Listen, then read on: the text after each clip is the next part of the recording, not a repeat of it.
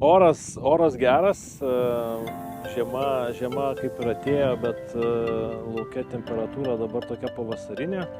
Šiandien iš viso yra giedra diena su saulėta ir labai tokia šilta, 7 laipsniai šilumos.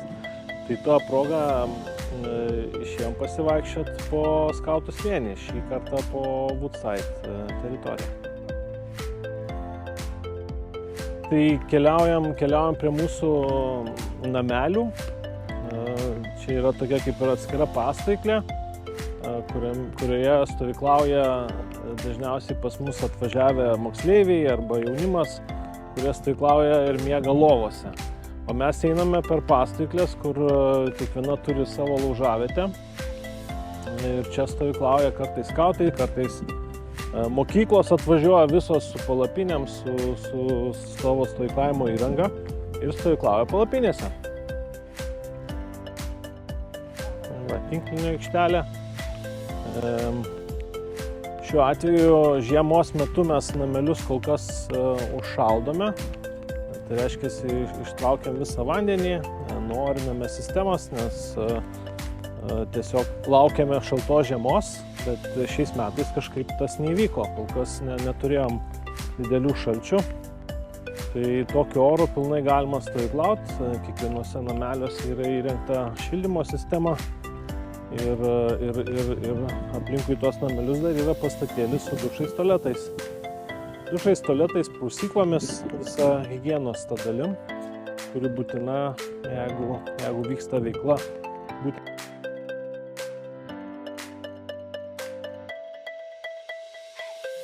Va. Taip, tai namukai talpina 12 žmonių, 2 kambariai, po 6 dalyvius gali dalyvauti. Tik tai dabar, aišku, jūs čia matot žiemos paruošimą, tai reiškia visa patalinė, viskas yra vėdinama. Nameliai pas mus skirti tik miegojimui, kad būtų galima komfortabiliai išsimiegoti, o programa visą laiką vyksta gamtoj. Aktyviai, kažkur tai einama į žygus, plaukiama, dalyvaujama įvairiuose ugdymo užsiėmimuose, įgūdžių lavinime ir panašiai. Tai 2 aukštės lovos, vienas kambarys, kitas kambarys ir susidėję daiktus.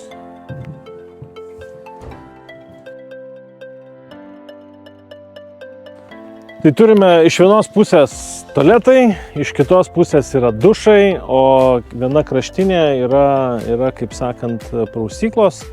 Tai šitas pastatėlis yra mūsų pačių suprojektuotas iš praktikos per tiek jau metų. Ir yra jau antrasis tokio tipo pastatėlis šitoj stovyklavietėje. Pirmasis mūsų statytas, šitas jau yra statytas kartu su nameliais, su durėmis, su visa įranga. Tai čia, kaip matom, aišku, yra žiemiškai paruošta stovyklavietės tualetas be vandens ir visom atjungtom vandentiekio, kaip sakant, komunikacijom. Čia yra mūsų boilerinė, tai reiškia, kur yra filtruojamas vanduo, kur šildomas vanduo, kur stovi katilai. Čia dabar kol kas pajungta tik tai šildymo įranga, kad žiemą įranga neužšaltų, nepasidarytų į ledą, nes tam tikras vietas sunku būtų išleisti vandenį. Prausyklos įrengtos taip, kad galėtų aptarnauti kuo didesnį kiekį vienu metu. Tai jeigu, įsivaizduojam, dalyvauja stovykloje 80, 100, 120 žmonių, tai kad galėtų per 2 tokius pastatus vakare vaikai arba dalyviai, kas bebūtų, išsivalyti dantis, nusiprausti veidą, rankas, pasiruošti miegui. Ir tas pats vyksta ir iš ryto, kada didžiausios apkrovos. Tai šitas pastatas išsiskiria jau tuo, nes yra paskaičiuota visa apkrova. Karštas vanduo niekada nesibaigia, nes yra 2 didžiuliai katilai ir plus 500 karšto vandens. Toksai kaip ir indas, kuris aprūpina 5 dušus, šitas prausyklas ir tualetus. Radau savo pamestą įrankį netgi.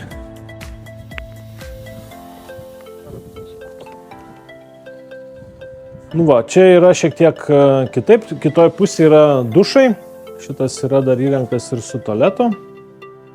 Tai kaip vienoj pusėje yra 5 tualetai, taip šitoj pusėje yra 5 dušai. Ir šiuo metu jie irgi yra nuorinti, padaryta taip, kad nereikėtų rūpintis, kad čia kažkas užšals, susprogs kažkokie tai kranai arba vamzdynas. Bet jeigu tas oras toksai laikysis kaip dabar, tai greičiausiai teks viską montuoti atgal ir pradėti sezoną anksčiau. Taip pat turime mūsų štabo namą. Vieni vadinam jį štabo namu, nes jeigu kažkokia tai grupė atvyksta pas mus, tai vaikai apsigyvena nameliuose, o vadovai, mokytojai, kažkas, kas prižiūri juos, jie apsigyvena šitam name, tai jie turi visą, kaip sakant, komfortą didesnį šiek tiek negu dalyviam. Tai yra atskira virtuvėlė, ir tualetus, dušus, ir miegojimo erdvė, ir pasisėdėjimo erdvė. Kad galėtų stebėti, yra padaryti dideli langai dalyvius, bet paprastai, jeigu atvažiuoja pas mus ar tai klasė, ar kažkokia tai grupė, tai dažniausiai mes būnam užsiėmę programą, o lydinčiuosius vadovus kviečiam, aišku, prisijungti, bet kartais jiem labai patinka stebėti. Čia yra didžiulė terasa prie pastato, kur į prūdą išeina, tai jie kartais prisijungia, bet kartais būna taip, kad tiesiog stebi, poilsiauja. Šita erdvė pasipildo dar vienu pastatu. Šitame pastate jisai dar ne visai pilnai įrengtas. Tai yra, mes ją vadinam sale. Tai yra pakankamai didelė salė, kurioje galėtų vykti įvairūs renginiai, jeigu, pavyzdžiui, lietingas oras, vėjuotas oras. Tai jau praeitą vasarą džiaugiamės ir manau, kad čia dar tikrai bus plečiamos šito pastato galimybės, jis ateityje apsišildys, įsidės langai ir stovyklautojai, jeigu turės kažkokias veiklas, kada oras nėra labai smagus, tai čia galės jau ir praeitą vasarą iš tikrųjų ir kino filmai čia vykdavo, ir įvairius vaidinimai, pasisėdėjimai, diskusijos ir stalo žaidimų vakaras ir daug visokių tokių veiklų jau yra įvykę čia. Praeitą vasarą pirmas didesnis renginys tai buvo vestuvės, man atrodo, kažkas tarp 50-60 dalyvių buvo. Jau taip pat didžiulė šventė.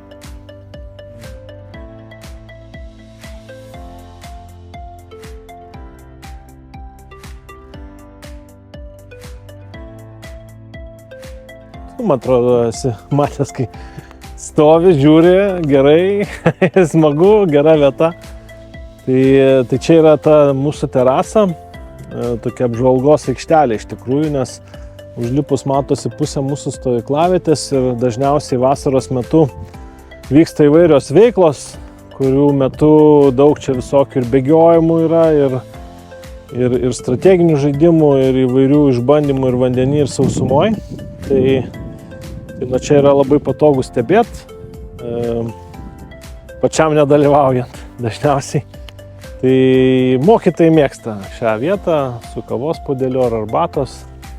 Tiesiog yra hamakas padarytas, kad jie čia galėtų ir knygą skaityti, ir savo darbus kažkokius atlikti, ar pasižiūrėti, kaip sekasi dalyviam. Nes iš šitos vietos, galima sakyti, beveik visa teritorija yra matoma.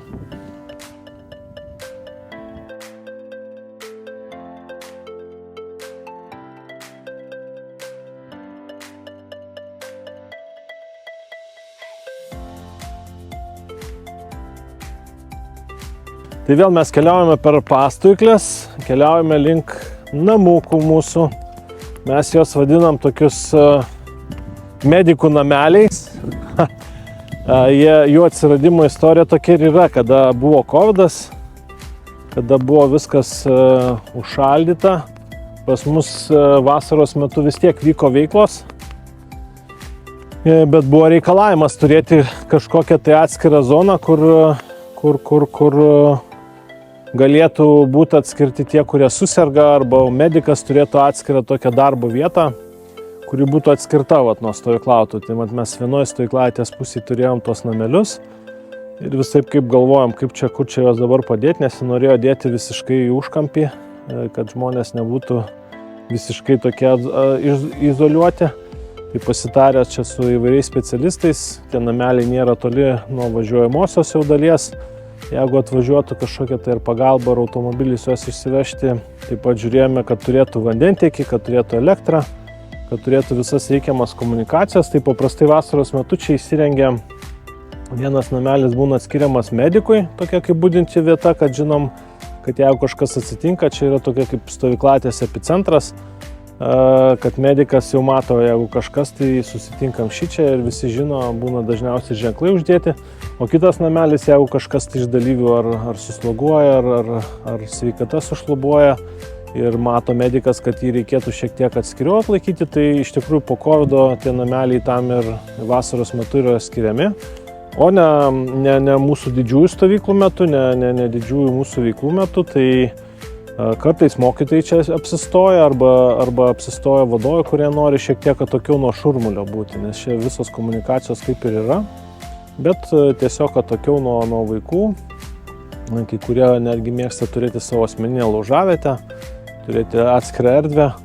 Čia dabar dar aišku pavasaris, tai matot mūsų pasiruošimuosius darbus, bet atėjus pavasariui čia viskas bus jau kitaip.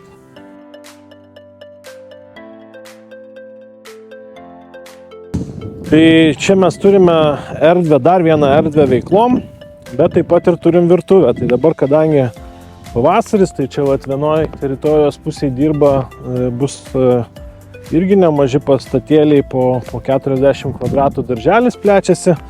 O mes tą progą irgi apmąstėm, ką mes norėtumėm šiais metais nuveikti, nes tos darbus turim padaryti pavasarį, kada dar pas mus nebūna tiek daug stovyklautojų, žygiuotojų atvažiuojančių. Tai čia tikriausiai, matot, yra mūsų virtuvė, tai yra konteinerinės patalpos, mes jas pilnai išsibandėm.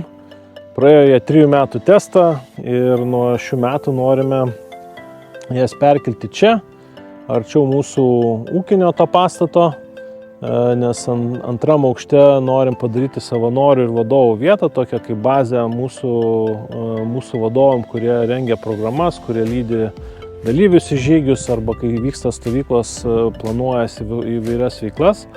Tai čia jau bus bazė, tai reiškia, ant šitų virtuvės patalpų atsiras tokia nemaža terasa, kurie irgi galės džiaugtis stovyklavietės vaizdu. O pačią virtuvės patalpas norim pilnai atnaujinti, pastatyti jas ant naujų polių, įvesti naujas komunikacijas, tvarkyti visą higieninę dalį, užsandarinti, kad nepatektų lietus, greičiausiai bus apkalta ir kaip sakant, vieta paruošta, apjaukinta ir atrodys taip pat, kaip ir visi kiti mūsų pastatai stovyklavietėje, su to pačio spalvos koloritu ir panašiai.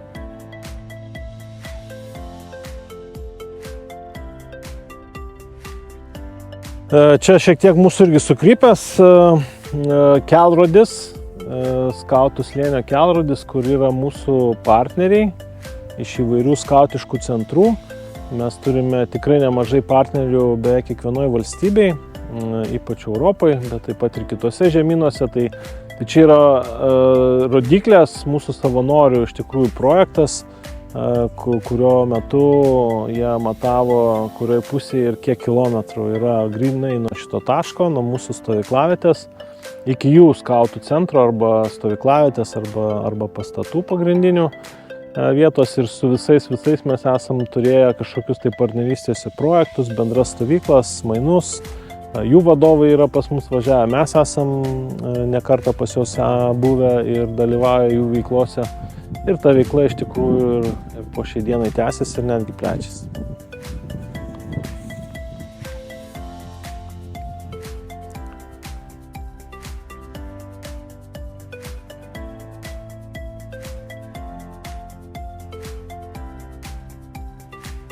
šiaip iš tikrųjų graži labai vieta, nes matosi labai viskas taip.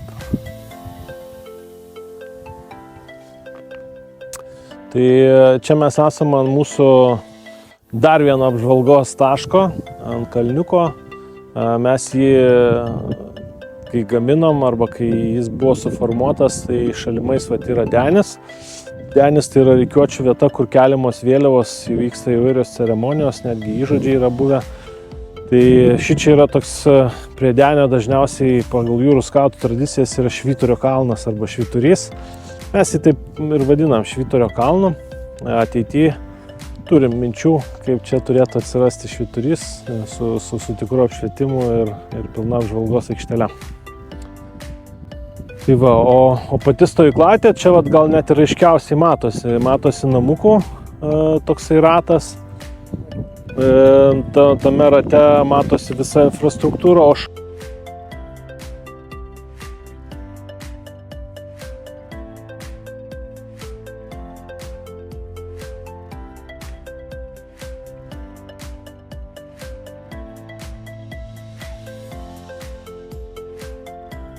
dabar į pastovyklių zoną, tai iš viso turime 8 pastovyklės. Idėja yra iš tikrųjų parsivežta iš kitų jau senesnių skautiškų centrų Europoje ir kitose žemynuose.